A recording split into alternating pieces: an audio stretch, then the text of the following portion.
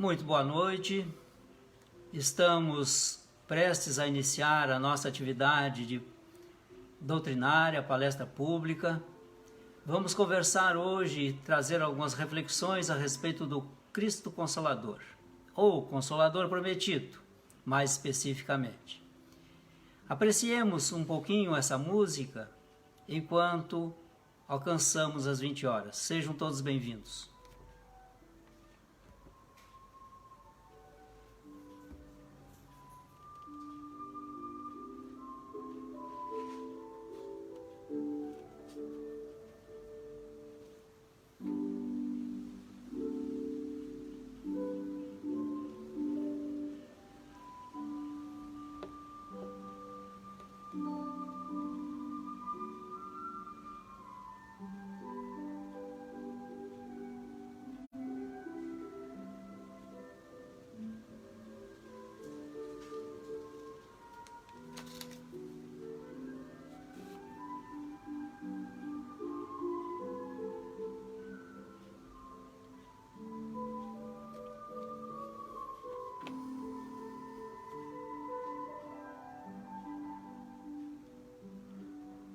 São 20 horas. A Sociedade Espírita Luz, Paz e Caridade agradece a presença de todos, convidando para a prece inicial. Graças te damos, mestre amigo, pelas lições imorredoras que tu nos alcança e, sobretudo, pelas bênçãos que recebemos destes amigos espirituais benfeitores, e congregando-nos através da doutrina, através das tuas mensagens e do amor, pedimos a assistência destes benfeitores, envolvendo-nos em fluidos de paz, de harmonia, serenidade e esperança. Assim seja.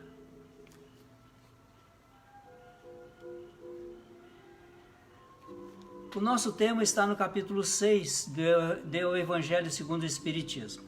Esse capítulo 6, ele está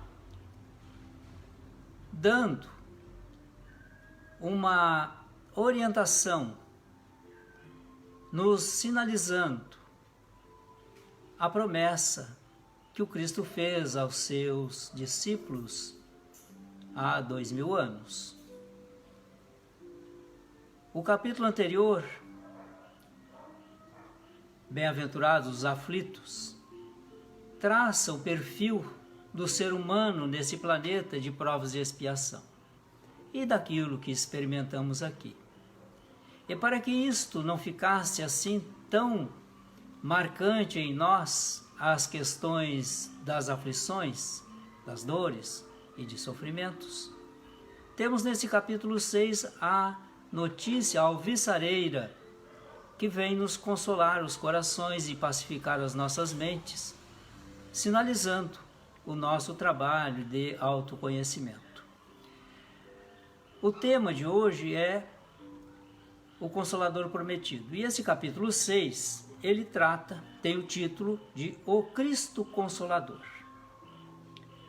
No primeiro momento, ele vai falar e trazer conjecturas, considerações sobre o jugo leve. Depois, o Consolador Prometido, que será objeto das nossas reflexões. E depois, mais um pouco à frente, um capítulo bem pequeno, temos ali a instrução dos Espíritos. E ninguém menos nem mais assina estas instruções o Espírito de Verdade. Espírito de Verdade, esta pleiade de espíritos superiores, sob o comando direto de Jesus Cristo, trouxe-nos as informações que temos na doutrina espírita e que estão exaradas nas 5 obras básicas ou fundamentais: o Livro dos Espíritos, o Livro dos Médiuns, o Evangelho segundo o Espiritismo, o Céu e o Inferno e depois, por último, a Gênese, onde tratamos aí todas as questões que envolvem o universo, a Terra em específico e o ser humano que está nela. Mas no Consolador Prometido, ele falou da seguinte forma aos seus discípulos daquela época e fala a nós também, porque somos os seus discípulos, somos os seus seguidores. Mas ele falava aos seus apóstolos, aquelas 12 figuras que se salientavam pelo coração bondoso, embora na sua rudeza de ser humano daquela época, que era muito natural. Diz ele aos seus apóstolos: se me amais, guardai os meus mandamentos, e eu rogarei a meu Pai, e ele vos enviará outro Consolador, a fim de que fique eternamente convosco. E aí ele denomina quem é esse Consolador prometido: o Espírito de verdade, que o mundo não pode receber, porque o não vê e absolutamente o não conhece. Mas, quanto a vós, então ele se refere aos apóstolos, conhecê-lo-eis, porque ficará convosco e estará em vós. Porém, o Consolador, que é o Santo Espírito, guardemos essa denominação Santo Espírito, não é o Espírito Santo, que meu Pai enviará em meu nome, vos ensinará todas as coisas e vos fará recordar tudo o que vos tenho dito. Quem fez esse registro é o seu dileto e amigo João, no capítulo 14, versículos 15 a 17 e 26. Portanto, Jesus, nesse capítulo anterior, o 5, se refere a essa bem-aventurança que, para nós, ele nos traz essa consolação. Bem-aventurados os aflitos, porque serão consolados. Mas aí veremos, mas como pode? Como há de alguém sentir-se ditoso por sofrer, se não sabe por que sofre? Então a doutrina espírita vem nos explicar por que sofremos e por que nesse sofrimento, nessas condições, nós podemos nos considerar bem-aventurados. A doutrina espírita é uma doutrina otimista, real, e que nos coloca exatamente nas posições em que nos encontramos, dadas as nossas condições evolutivas.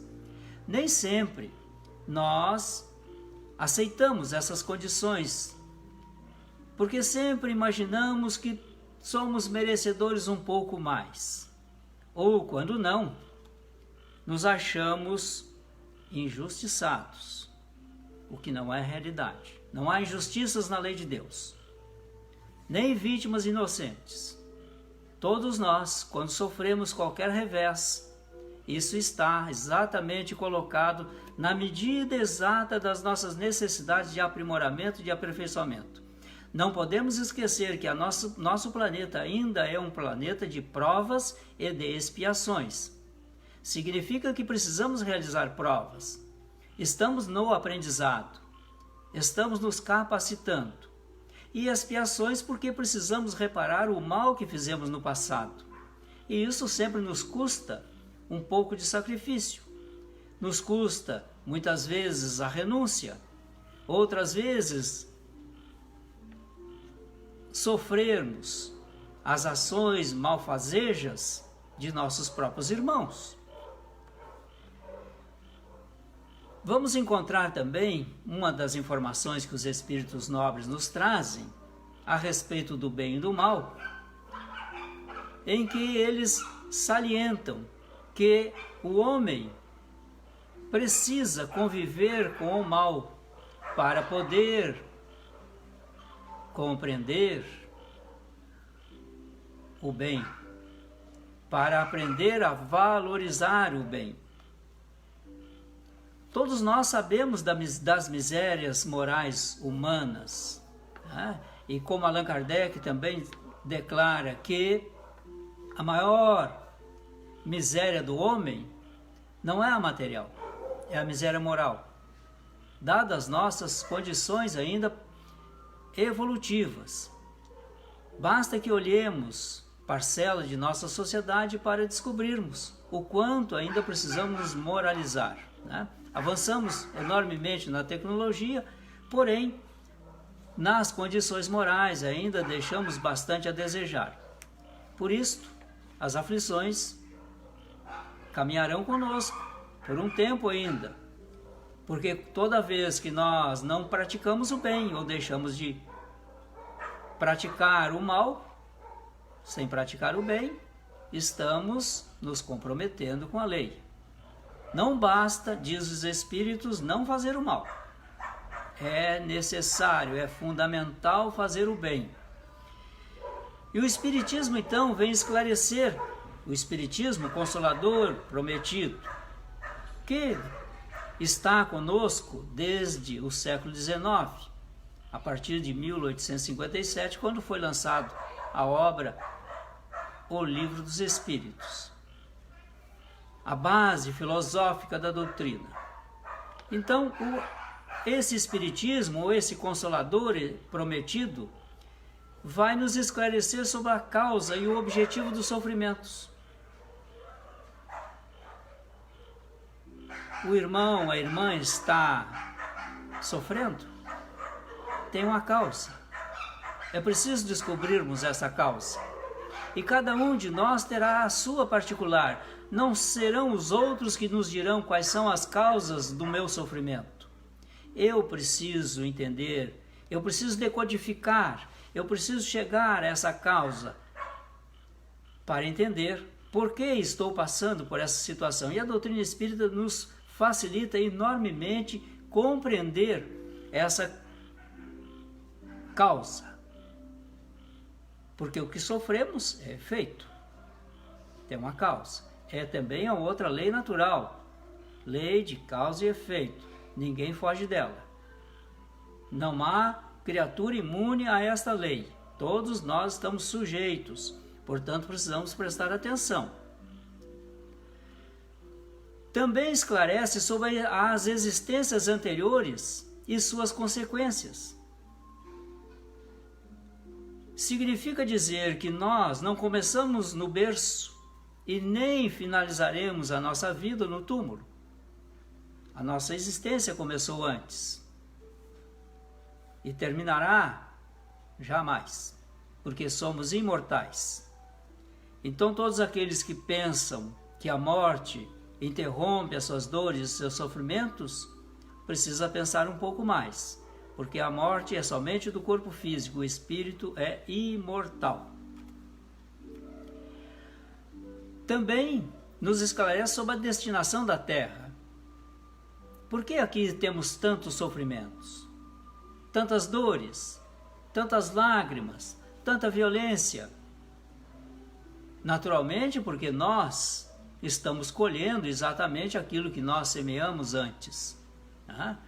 O bom agricultor, ele começa primeiro a selecionar as melhores sementes. Depois, ele busca preparar da melhor forma possível o terreno. Vai escolher a época para semear. Semeia aquela semente selecionada. Cuida da sua germinação, o seu desenvolvimento, até a colheita. Isso deveria ser assim conosco também, se fôssemos criaturas previdentes e soubéssemos fazer isto. Mas a doutrina espírita, o Consolador Prometido, o Espiritismo, nos ensina como fazer essa seleção, como trabalhar esse terreno. E também, que terreno é esse?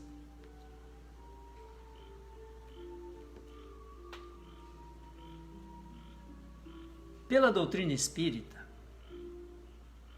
ou por esse Consolador Prometido, já naquela época de Jesus, ele falava a respeito.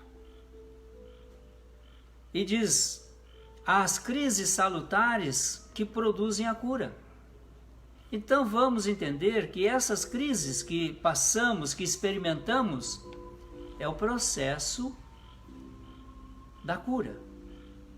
Cura de quem? Do corpo? Não. Cura do espírito, porque quem se endivida é o espírito imortal. O corpo é somente a ferramenta que ele usa para se manifestar nesse mundo material. Então vamos descobrir que essas crises, na verdade, elas são salutares. Ora, isso é fácil de nós entendermos quando temos, por exemplo, uma peça de nossa casa que está muito desarrumada. Ela está em crise.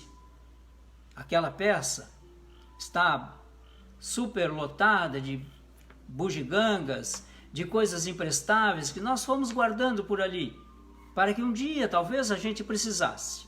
Mas chegará um momento que nós teremos que olhar para aquele quarto. E ele estará, como se diz no vulgo, uma bagunça, uma desorganização geral. Mas se queremos de novo aquele cômodo organizado, precisaremos trabalhar com afinco, organizando os objetos que ali estão e nos desfazendo daquilo que não tem mais nenhuma utilidade para nós. A nossa vida é mais ou menos isto. Muitas vezes guardamos alguns sentimentos de mágoa, de rancor, desejo de vingança ou ódio de alguém que tenha nos prejudicado no passado. Tudo isso fica nos desgastando emocionalmente. Adoecemos o nosso corpo através dos nossos pensamentos em desequilíbrio. Tudo alimentado pelo espírito, pela mente. Também nos esclarece sobre a compreensão do que é justo, do que é injusto, e também sobre a justiça dos sofrimentos. Porque vamos entender, se estamos sofrendo hoje, é porque fizemos algo equivocado no passado. Esse passado pode ser ontem, pode ser o ano passado, pode ser de existências anteriores, transatas. Também vamos encontrar na doutrina espírita uma resposta que muitos de nós não gostaríamos de saber dela, porque preferimos ficar naquele vitimismo. Eles dizem assim: o ser humano somente é infeliz quando se afasta da lei de Deus. Aí está a justiça. Então, se a criatura está infeliz, ela se sente assim, trate de procurar a causa. Qual a lei que ela infringiu?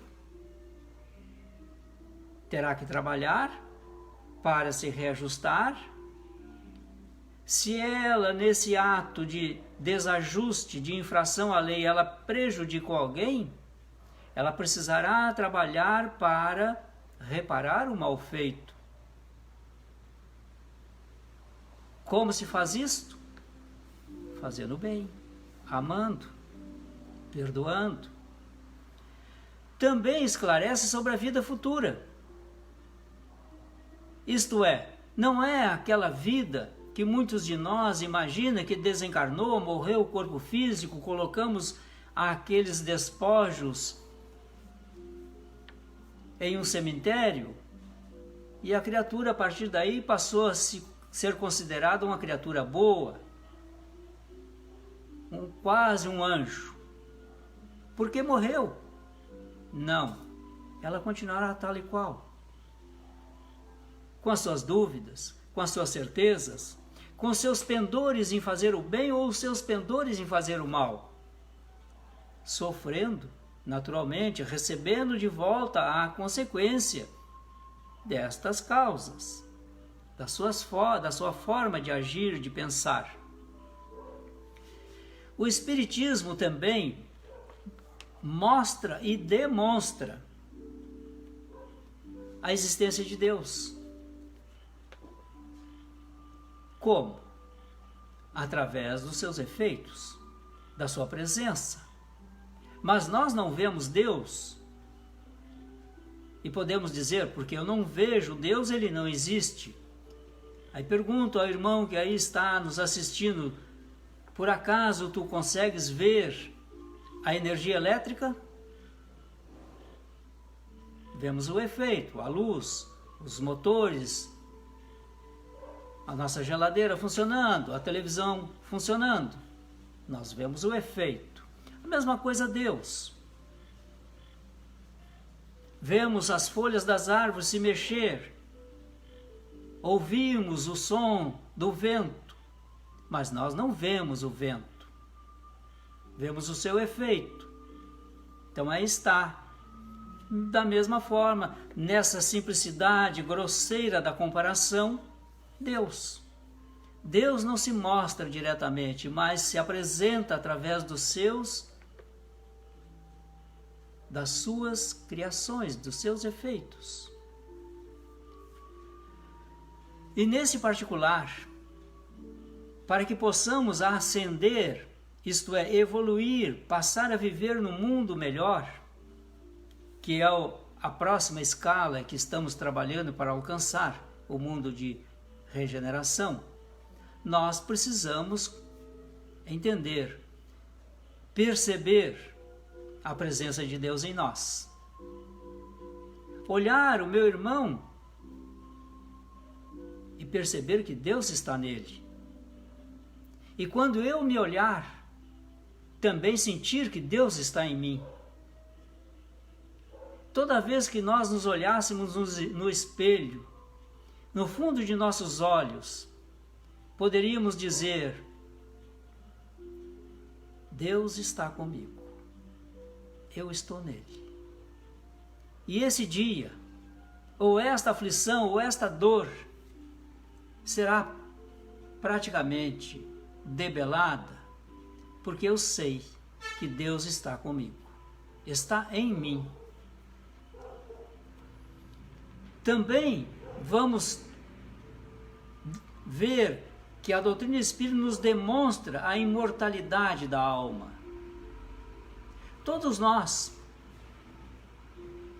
na cultura judaico-cristã principalmente, a que mais toca aqui para nós no Ocidente, temos esse sentido da imortalidade da vida, embora com nuances de interpretar essa imortalidade.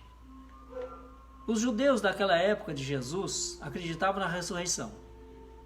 Por isso eles preservavam os corpos, para que no juízo final, aquele que havia morrido retornasse àquele corpo. Sabemos que isso é impossível, até mesmo pela própria razão e pela observação que nós fazemos desses corpos, desses despojos, que não podem mais ser remontados. Né? Vem a doutrina espírita nos falar sobre reencarnação, isto é, voltar novamente para um corpo físico, nascer novamente. E assim nós vamos tomando, de existência em existência, um corpo específico, um instrumento habilitado para que nós desenvolvamos as virtudes. Também demonstra a comunicabilidade dos espíritos. Quantos de nós temos experiências do contato com os espíritos? Mesmo aqueles que não frequentam os centros espíritas, mas que sentem no seu lar a presença de alguém que não pode ver, mas observa os seus efeitos. Um sussurro, uma ideia que nos vem, uma palavra que nos é sugerida na intimidade do nosso cérebro. Outras vezes, essas paragens, esses encontros com esses espíritos desencarnados é mais patente, é mais efusiva, ela é mais agressiva, até mesmo nos trazendo alguns dissabores. Aí estão as obsessões, isto é, a ação pertinaz de um espírito mau sobre outro, de uma forma agressiva, permanente, duradoura, se não permanente, mas duradoura. Aí está a criatura se demonstrando a imortalidade. Não é porque abandonou um corpo físico pela sua imprestabilidade que a criatura deixou de existir, ela continuará existindo.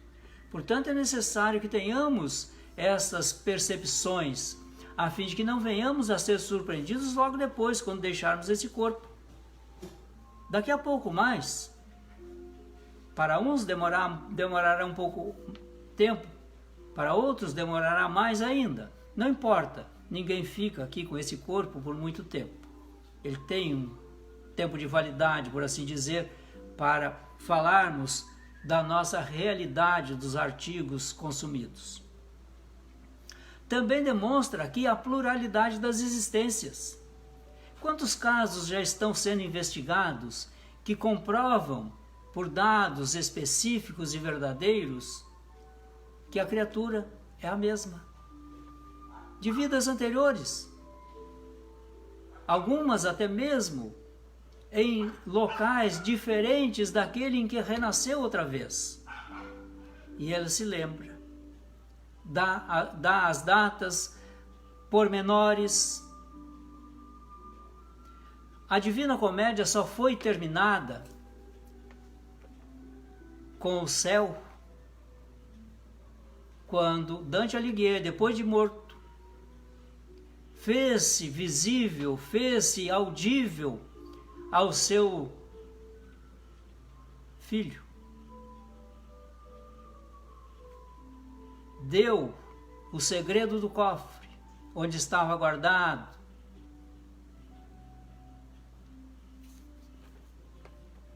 o livro rascunhado por Dante Alighieri. Imortalidade. E quantos outros nós temos? A história demonstra a mãos cheias. Também nos demonstra a pluralidade dos mundos habitados.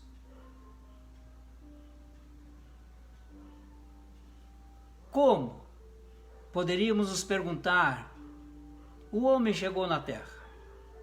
Nas configurações que temos hoje, nessas diversas etnias, qual é o nosso berço nesse planeta?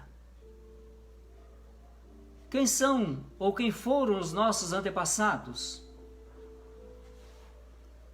Tem alguns monumentos que ficam e ficaram para a história de uma forma enigmática, que buscamos, a ciência busca identificar, comprovar a sua utilidade, a sua justeza, os seus cálculos. Aí estão as pirâmides dos faraós do Velho Egito.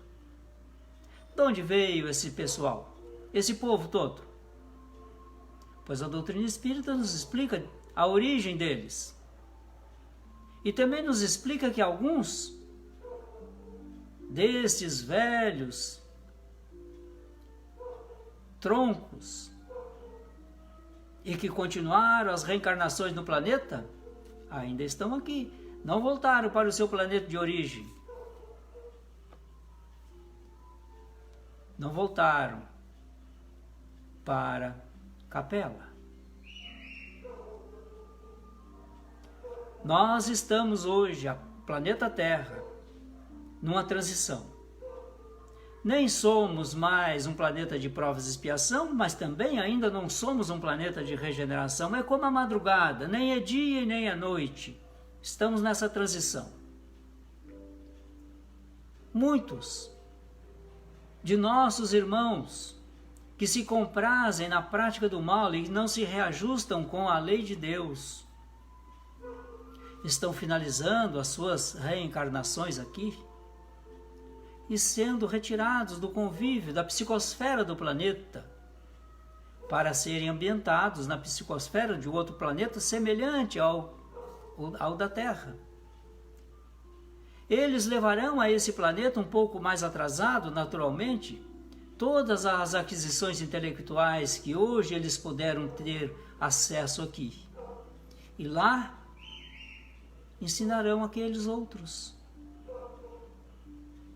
Não é castigo, é oportunidade de reajuste, é oportunidade de crescimento. E se comportarem, isto é, se realizarem as suas tarefas de acordo com a justiça de Deus, por certo, em se aplicando bem, poderão voltar para o planeta Terra depois, logo mais adiante. Então a doutrina espírita nos explica e também nos demonstra o Evangelho de Jesus Cristo. Principalmente na obra O Evangelho segundo o Espiritismo, este que nós estamos comentando hoje. É preciso entendermos que esse processo é fundamental para o desenvolvimento da criação, construindo desde já os dias do futuro. Um futuro que é planejado e colocado em prática por cada um de nós. Assim, o Espiritismo realiza o que Jesus disse do Consolador prometido: conhecimento das coisas, esclarece o ponto de partida do homem, somos filhos de Deus. Para onde o homem vai? Para o mundo dos espíritos, e conforme vai desenvolvendo a sua evolução, chegará a espírito puro, preposto de Deus. Jesus, um espírito puro. Por isso que colocou-se na doutrina espírita, através da resposta que os espíritos nos deram, que o modelo e guia para o homem é Jesus. E também nos explica por que estamos na Terra. E vejam, essa Terra, que todos nós aqui que somos contemporâneos, estamos construindo ela de uma forma ciclópica. Em menos de 100 anos, saímos das condições arcaicas da tecnologia para a exuberância de hoje. Tanto é que hoje estamos aqui nos utilizando dessa tecnologia para falar convosco, quando há pouco tempo atrás nós não tínhamos essa possibilidade. Porém, faltou a nós, os que habitamos o planeta Terra, desenvolver o outro aspecto importantíssimo e que precisaremos começar a fazer desde já: nos qualificar moralmente, para que possamos herdar a terra conforme Jesus nos prometeu. Também o Espiritismo realiza o que Jesus disse sobre esse Consolador prometido, porque atrai para os verdadeiros princípios da lei de Deus. Conhecemos a lei de Deus, os seus efeitos e as consequências todas do não cumprimento dela. E também consola pela fé e pela esperança. Fé, confiança, certeza e a esperança. Quem não tem esperança? Todos nós temos. Fé também temos, porque são dois aspectos do ser humano que vamos desenvolvendo pouco a pouco, com acertos, com erros, mas é assim a nossa aquisição nessas tentativas. Portanto, meus irmãos, o Consolador prometido aí está, consubstanciado em o Espiritismo ou a doutrina espírita. Aqueles que desejarem se aprofundar nesse conhecimento, procure ler um pouco, estudar, se possível, as obras da codificação. Passem a frequentar uma instituição religiosa, espírita se possível. Mas se não for do seu agrado, escolha a sua religião e seja o melhor religioso possível, o melhor adepto, a criatura que se transforma para melhor. vamos fazer a prece de encerramento, pedindo ao Mestre Jesus que neste momento banhe-nos nesses eflúvios benfazejos, que são manipulados pelos benfeitores amigos, que nos estão junto a nós, estão velando por nós, atendendo às nossas mais íntimas solicitações, recolhendo de nós os mais secretos sentimentos. Eles recolhem também as melhores vibrações que estamos disponibilizando para a humanidade inteira,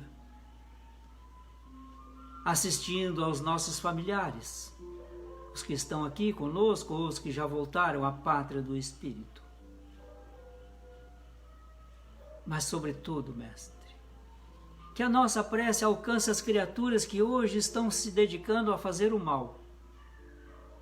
Elas precisarão resgatar os seus atos, precisarão do nosso esforço, das nossas vibrações para suportar as condições de reabilitação perante a justiça de Deus.